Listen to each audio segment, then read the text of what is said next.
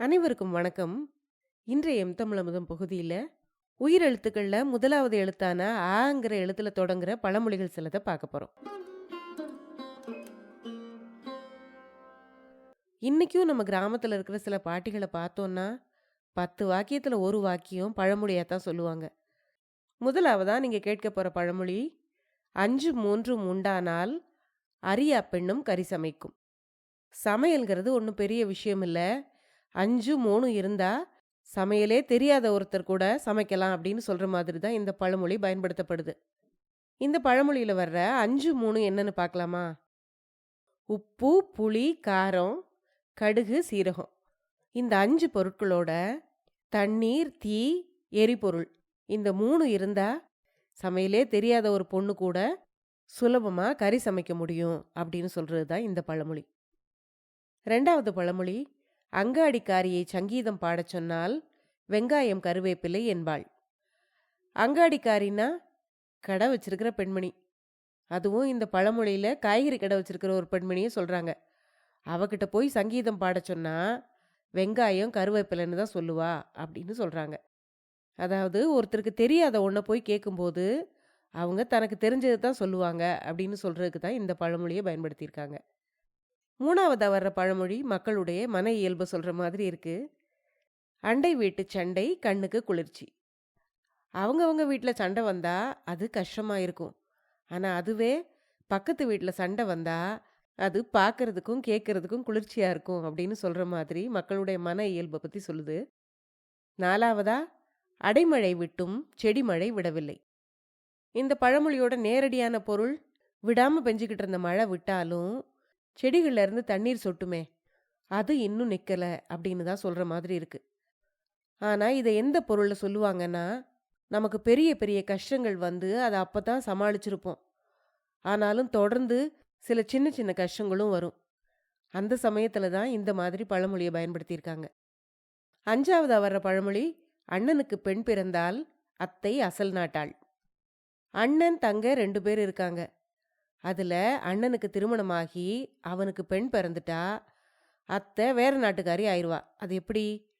தனக்கு ஒரு பொண்ணு பிறக்கிற வரைக்கும் அண்ணன்காரன் தங்கச்சிக்கிட்ட ரொம்ப பாசமா இருப்பானா. தனக்குன்னு பொண்ணு வந்த பிறகு தன் தங்கச்சி மேல அத்தனை பாசம் காட்ட மாட்டான் அப்படிங்கிறத தான் இந்த பழமொழி சொல்லுது. ஆறாவதா வர்ற பழமொழி, அதிகாரி வீட்டு கோழி முட்டை குடியானவன் வீட்டு அம்மியை உடைக்கும். அது எப்படி கோழி முட்டை அம்மியை உடைக்கும்? இங்க முட்டைன்னு குறிப்பா சொல்றது அதிகாரம் கொடுக்கிற சக்தியை பத்தி. தன் கையில் அதிகாரத்தை வச்சிருக்கிற ஒருத்தன் ஒரு ஏழையை அழிக்க நினைச்சான்னா அதை ரொம்ப சுலபமா பண்ணிடுவான் அப்படின்னு சொல்ற மாதிரி தான் இந்த பழமொழியை பயன்படுத்தியிருக்காங்க. ஏழாவதா, அப்பன் சோற்றுக்கு அழுகிறான், பிள்ளை கும்பகோணத்தில் கோதானம் செய்கிறான். இது இந்த காலத்துக்கு ரொம்ப பொருந்தக்கூடிய ஒரு பழமொழின்னு சொல்லலாம். பிள்ளைங்க எவ்வளவோ வசதி வாய்ப்போட பணக்காரங்களா இருப்பாங்க. ஆனா பெத்த தாயும் தகப்பனும் சாப்பாட்டுக்கு கூட வழி இல்லாம கஷ்டப்பட்டுக்கிட்டு இருப்பாங்க. அதைத்தான் அப்பா சோத்துக்கே வழி இல்லாம அழுதுகிட்டு இருக்கான், ஆனா மகன் கும்பகோணத்துல போய் பசுமாட்டை தானம் பண்றான் அப்படின்னு சொல்ற மாதிரி இந்த பழமொழியை சொல்லியிருக்காங்க. எட்டாவதா, முன்னாடி சொன்ன மாதிரியே இன்னொரு பழமொழி, அப்பச்சி கோவணத்தை பறந்து கொண்டு ஓடுகிறது, பிள்ளை வீரவாளிப்பட்டுக்கு அழுகிறது. அப்பச்சின்னா அப்பா, அவரோட கோவணத்தை பறந்து கொண்டு ஓடிருச்சான். அதாவது அவருக்கு சொந்தமா இருந்தது அந்த கோவணம் மட்டும்தான். அதையுமே பறந்து கொண்டு ஓடி போற நிலைமையில புள்ள பட்டு சட்டை வேணும்னு கேட்டுச்சான். அதாவது தாய் தகப்பன் நிலைமை தெரியாம தனக்கு அது வேணும் இது வேணும்னு பிள்ளைங்க கேட்பாங்க இல்லையா, அந்த சமயத்துல பயன்படுத்துறது தான் இந்த பழமொழி. ஒன்பதாவதா, அரசனை நம்பி புருஷனை கைவிட்டது போல. இந்த பழமொழியை இன்னும் கூட நிறைய பேர் பயன்படுத்துறத கேட்டிருப்பீங்க. ஆனா இந்த பழமொழிக்கு 2 பொருள் உண்டு. நேரடியான பொருள் என்ன அப்படின்னா, அரசன் தனக்கு உதவி செய்வான் அப்படின்னு நம்பி தன்னுடைய புருஷனை ஒரு பொண்ணு கைவிட்டது போல அப்படின்னு சொல்றது தான் நேரடியான பொருள். இன்னொரு பொருள் என்னன்னா, அரச மரத்தை சுத்துனா குழந்தை பிறக்கும்னு சொன்னதை நம்பிக்கிட்டு தன்னுடைய புருஷனை ஒருத்தி கைவிட்டாளாம். புருஷனை கைவிட்டா எப்படி புள்ள பிறக்கும் அப்படின்னு சொல்ற மாதிரி தான் இந்த பழமொழியை அந்த காலத்துல சொல்லியிருக்காங்க. 10வதும் கடைசியுமான பழமொழி, அருமை மருமகன் தலை போனாலும் போகட்டும், ஆதி காலத்து உரல் போகலாகாது. இந்த பழமொழிக்கு ஒரு கதை சொல்லுவாங்க. மாமியார் வீட்டுக்கு மருமகன் விருந்துக்கு வந்திருப்பான்.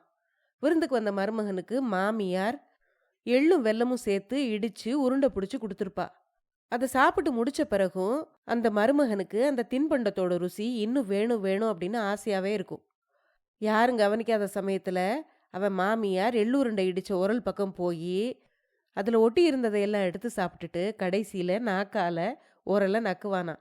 அப்போ அவனுடைய தலை உரல்ல இருக்கிற அந்த குழியில மாட்டிக்கும். தலையை எடுக்க முடியல அப்படின்னு அவன் திணறும் போது மாமியார் சொன்னாளாம், மருமகன் தலை போனாலும் பரவாயில்ல, ஆதி காலத்து உரல் போகக்கூடாது அப்படின்னு.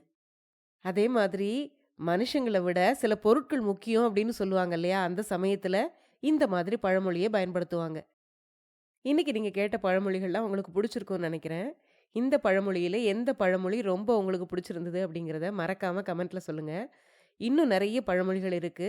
இன்னும் இது மாதிரி பதிவுகள் வேணும்னா அதையும் கமெண்ட்ல சொல்லுங்க. அடுத்தடுத்து வர்ற பதிவுகளில் நாம இதை பதிவிடலாம். இந்த பதிவை தமிழ்ல ஆர்வம் உள்ள உங்க நண்பர்களுக்கும் உறவினர்களுக்கும் பகிர்ந்துக்கங்க. அடுத்த பதிவில் சந்திப்போம். நன்றி.